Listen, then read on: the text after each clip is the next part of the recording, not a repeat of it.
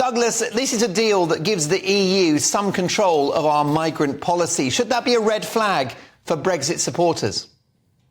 We should be very concerned. Look, Mark, who would have thought 7 years ago when we voted to leave the European Union that 7 years on, not only would we have no control over our borders with almost 50,000 people coming across on the small boats, but that we would have the prospective next Prime Minister of the United Kingdom, Keir Starmer, advocating that we should hand over control to Europe, a decision on whether or not to allow in 100,000 migrants from Europe.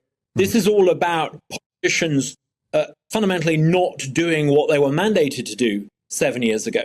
They've not taken back control. They've not established effective, meaningful control over our borders. And now they are actively looking to align us with the European Union in sharing the failure of Western Europe to control its own borders. It's not what people voted for. However, doesn't Starmer have a point that the only way we tackle this crisis, Douglas, is by engaging with countries in Europe? After all, it's a Europe-wide problem. We won't fix this in isolation, will we? It's not true that we solve this problem by collaborating with Europe to share the number of illegal migrants coming into Europe.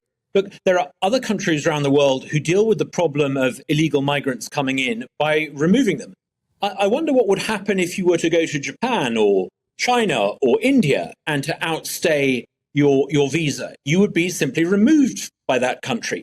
What we're seeing in Western Europe is not merely, or in Britain, is not merely a collapse of administrative competence by the government. It's not so much an economic collapse we suffer from. It's a moral collapse. The people who are supposed to run the country lack the moral confidence to remove people who come in unlawfully. And that is a profound problem. When you're governed by a ruling elite that doesn't ultimately believe in using the force of the state to secure its borders, you cease to be an effective country. Look, Western Europe is about to experience a huge demographic surge as the consequences of below replacement level birth rates coupled with the very high birth rates in the Middle East and North Africa. It means that Western Europe is about to have a surge of people wanting to come in.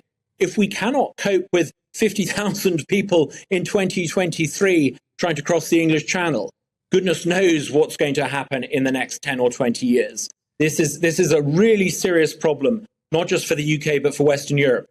Simply collaborating with Europol to agree to take a portion of the illegal migrants coming into Europe is no solution at all. Is Brexit safe in Labour's hands?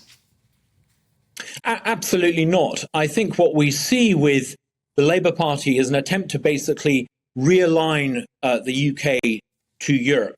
They're trying to do this explicitly when it comes to coping with illegal migration. I think you'll start to see Labour try to do this in other areas to try to align Britain with Europe-wide failure. It's not what people voted for 6 or 7 years ago. Tragically, though, the reason why the Labour Party is allowed to do this is because of the absolute dog's breakfast that the current Conservative Party has made of Britain post-Brexit. They have essentially failed in basic competent administration, and this allows Labour to then come in and, in effect, argue that realigning ourselves with Europe is some sort of solution to our problems. Douglas, always great to have you on the show. Have a great weekend. We'll catch up soon. My thanks to the co-founder of Vote Leave, Douglas Carswell.